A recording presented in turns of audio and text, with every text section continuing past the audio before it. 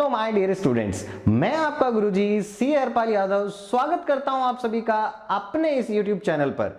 दोस्तों, उम्मीद करता हूं कि आप सब स्वस्थ होंगे और मस्त होंगे। हाँ, थोड़ी बहुत टेंशन आपको अपने 12th क्लास के बोर्ड एग्जाम्स की जरूर हो रही होगी। दोस्तों, उसी टेंशन को दूर करने के लिए हम सब लेकर आ रहे हैं आपके लिए बहुत ही इंटरेस्टिंग और मजेदार वीडियोस। तो आइए दोस्तों, आज मैं आपको शुरू कराता हूं आपके 12th क्लास के अकाउंट सब्जेक्ट का सफर। सर अकाउंट से तो हमें सबसे ज्यादा मुश्किल लगता है। बेटा टेंशन ना लो, गंगा मैया की कसम, मैं आपको अकाउंट सब्जेक्ट के साथ प्यार कराकर ही रहूंगा। सर क्या बात कर रहे हो, हमें अकाउंट्स के साथ प्यार हो जाएगा? हाँ बेटा हाँ। सर सुनकर हंसी आ रही है। हंस मत पगले, प्यार हो जाएगा। हंस मत पगले। तो चलो दोस्तों, स्टार्ट करते हैं अपना क्लास 12th अकाउंट सब्जेक्ट का सबसे पहला और सबसे ज्यादा स्कोरिंग टॉपिक, पार्टनरशिप अकाउंट्स। आओ बेटा, आज हम पढ़ेंगे इस क्लास में, इस लेक्चर में पहला टॉपिक फंडामेंटल्स ऑफ पार्टनरशिप का पहला टॉपिक, बेसिक टॉपिक की पार्टनरशिप क्या होती है, पार्टनरशिप के क्या फीचर्स होते हैं। ठीक है सर, तो आइए शुरू करते हैं डेफिनेशन के साथ, पार्टनरशिप की डेफिनेशन के साथ। क्या होती है पार्टनरशिप?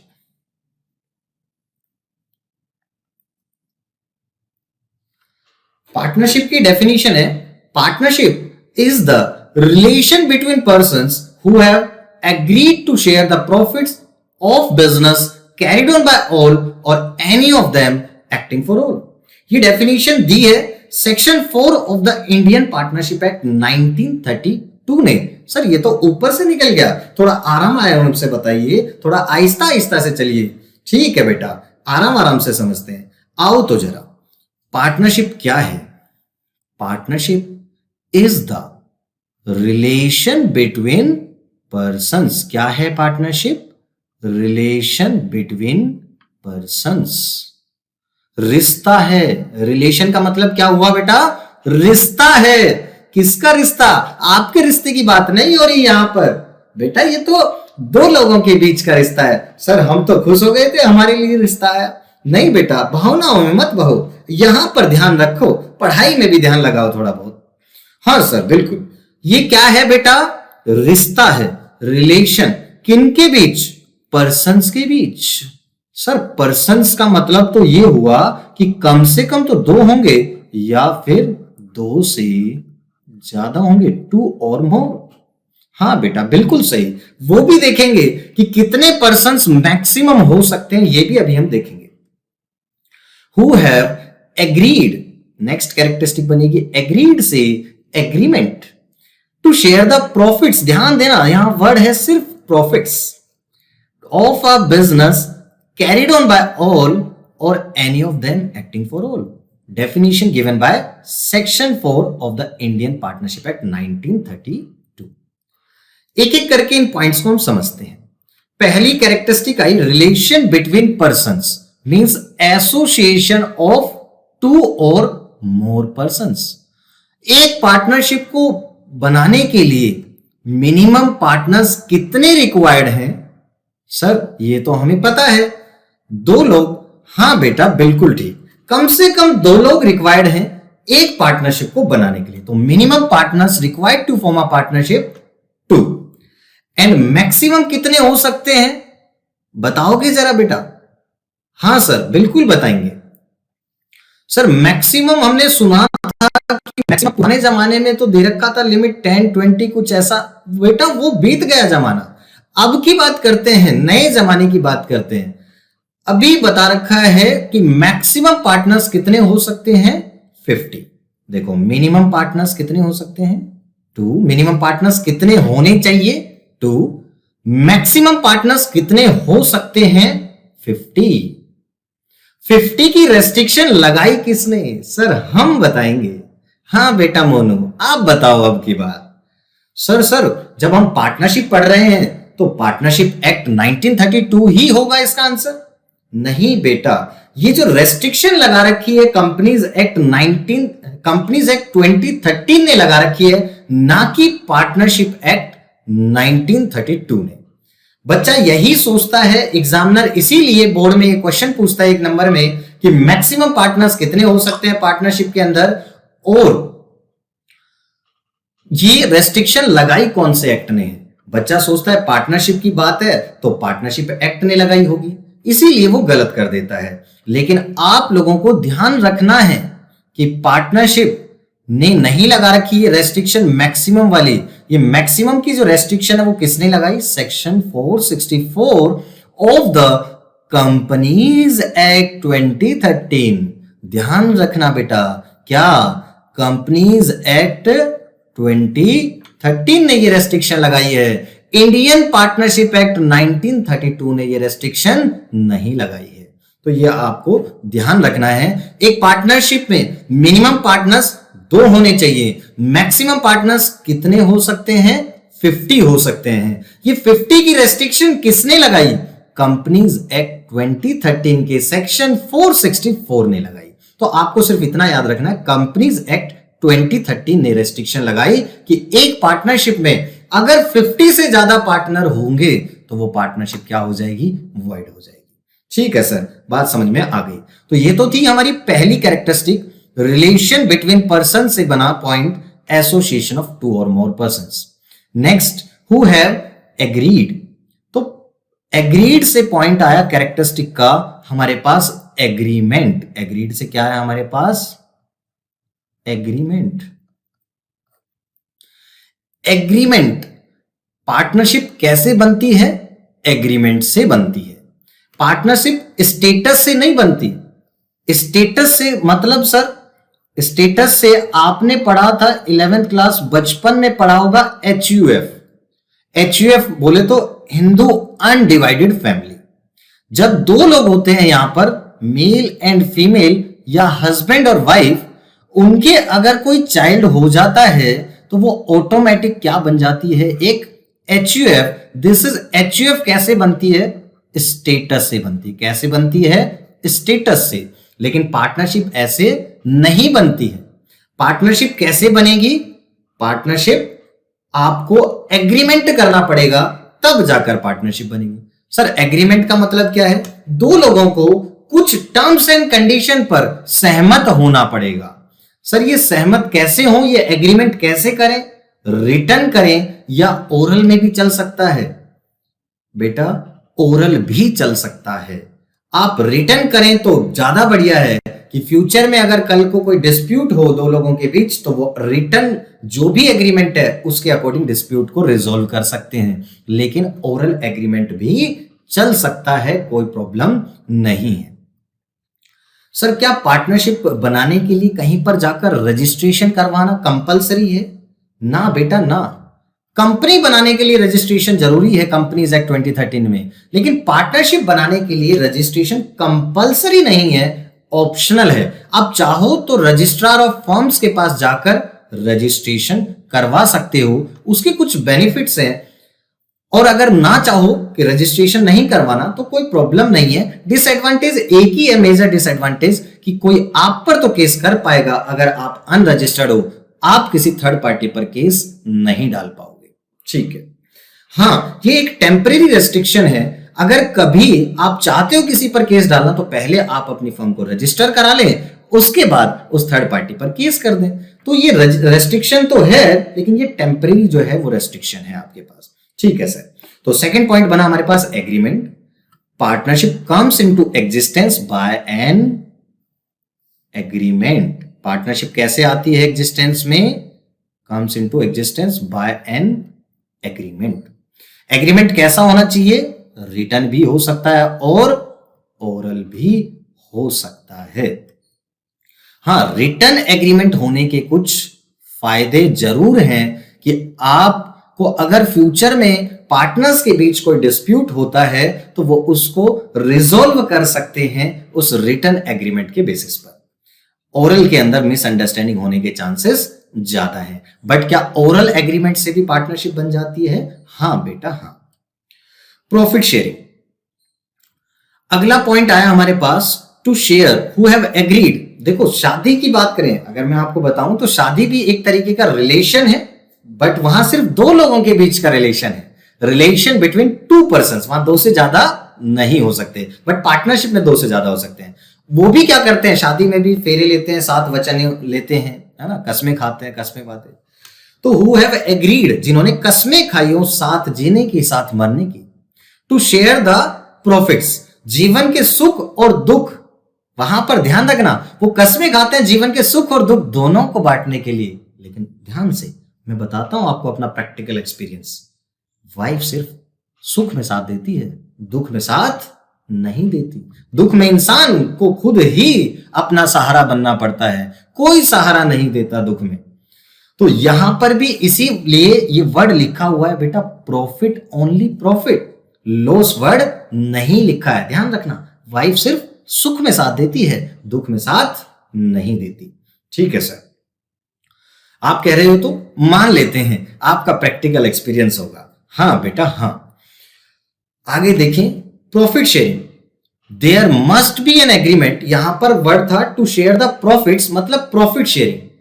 अच्छा यहां सर सिर्फ प्रॉफिट वर्ड लिखा है, लॉस वर्ड नहीं लिखा। उसी की इंपॉर्टेंस है कि ऐसा तो जरूरी है कि सारे पार्टनर्स प्रॉफिट शेयर करें, बट ये जरूरी नहीं है कि सारे पार्टनर्स लॉस भी शेयर करें। हैं क्या सर, क्या क्या बोल गए?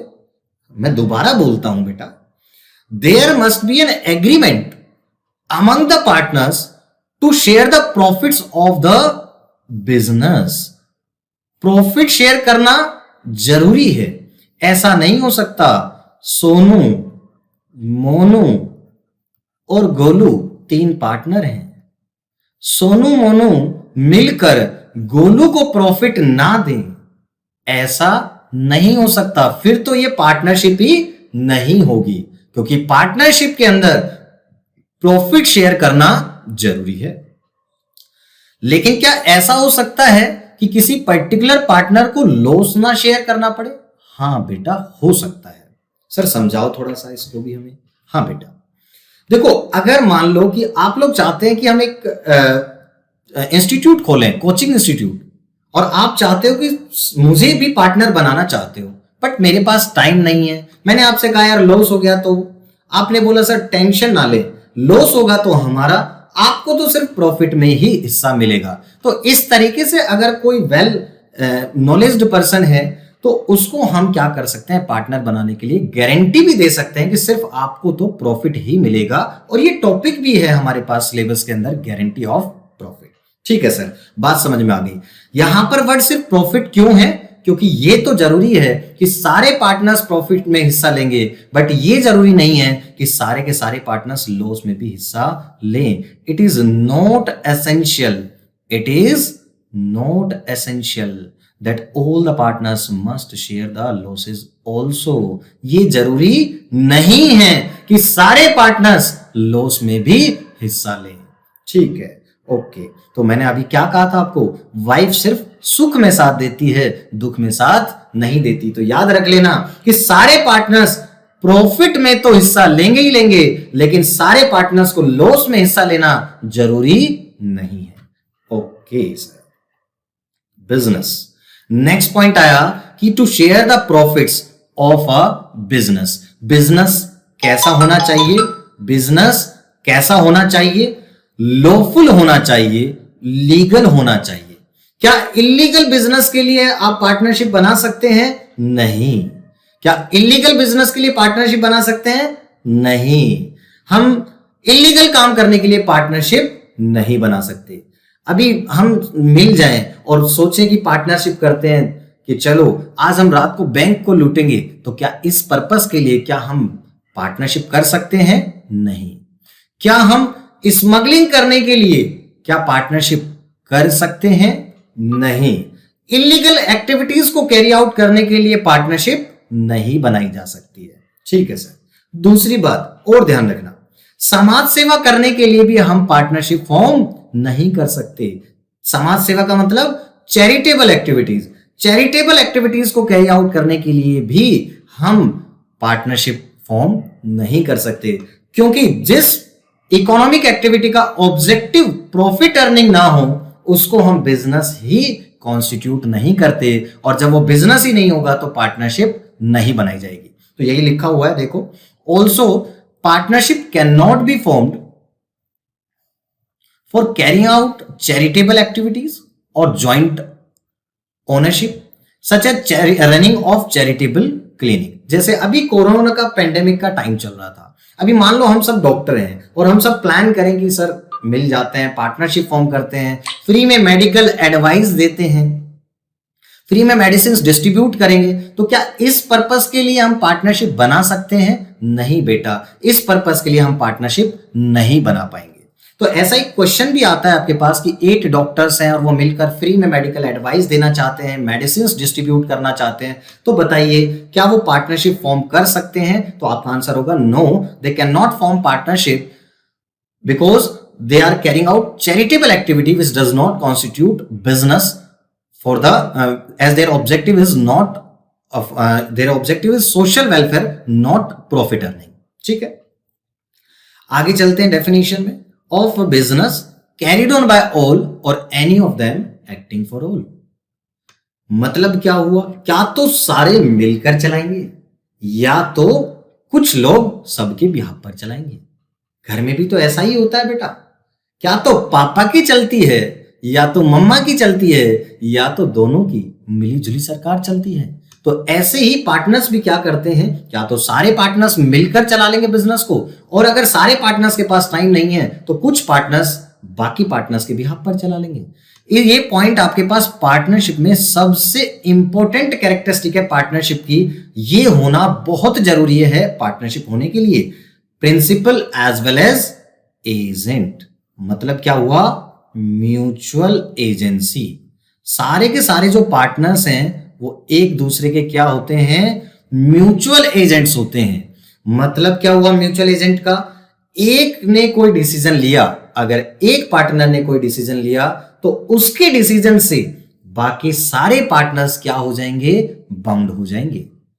और बाकी पार्टनर कोई डिसीजन ले रहा है तो उसके डिसीजन से ये पार्टनर भी क्या हो जाएगा? बाउंड हो जाएगा। मींस हर पार्टनर अपने डिसीजन से खुद को तो बाउंड करता ही है, बाकी पार्टनर्स को भी बाउंड करता है। तो सारे पार्टनर्स एक दूसरे के डिसीजन से बाउंड होते हैं, इसी को बोलते हैं हम mutual agency. As an agent partner represents other partners and bind them through his acts, अपने एक्ट्स के लिए उनको बाइंड करता है। And as a principal partner is bound by the act of the other partners. Principal के हिसाब से, क्योंकि वो प्रिंसिपल है, खुद भी पार्टनर है, तो बाकी पार्टनर्स के डिसीजन से क्या होता है? वो bound. As an agent partner क्या करता है? Binds other partners through his acts, and as a principal बाकी पार्टनर्स के bound by the act of other partners. तो इसी के साथ हमारी डेफिनेशन कंप्लीट होगी। एक बार दोबारा से जल्दी से क्विक रिवीजन करते हैं। पार्टनरशिप क्या है? Partnership is the relation between persons, रिश्ता है लोगों के बीच, कम से कम 2 और मैक्सिमम 50 हो सकते हैं। 50 की रेस्ट्रिक्शन किसने लगाई? कंपनीज एक्ट 2013 ने लगाई।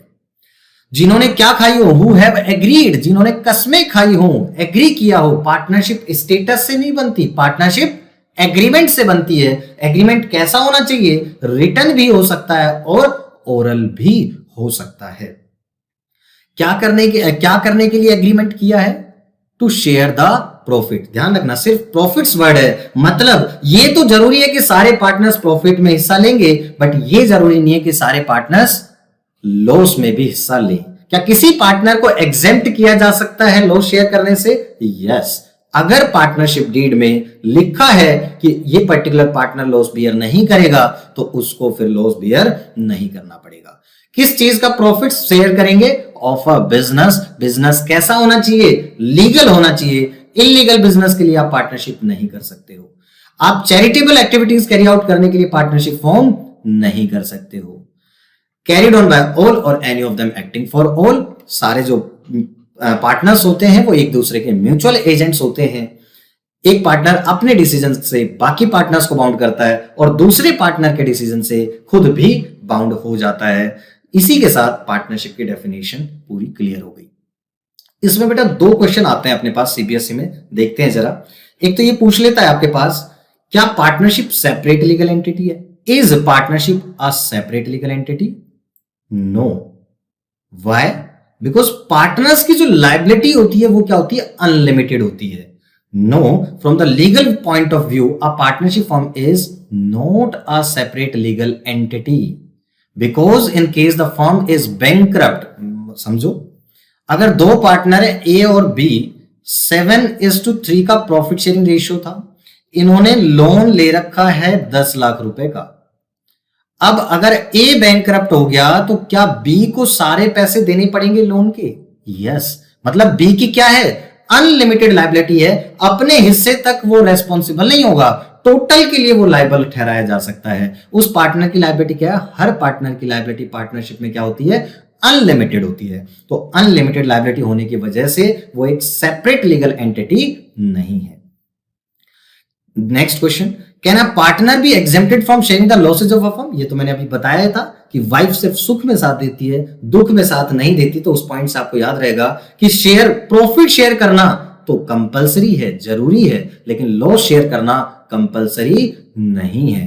तो यस, कब एग्जेम्प्ट किया जा सकता है पार्टनर को? जब पार्टनरशिप डीड में, पार्टनरशिप डीड क्या होती है? जो पार्टनर्स के बीच में रिटन एग्रीमेंट होता है उसको बोलते हैं हम पार्टनरशिप डीड।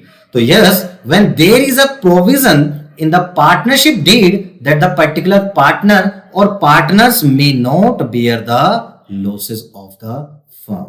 तो इसी के साथ आज का लेक्चर यही समाप्त हुआ।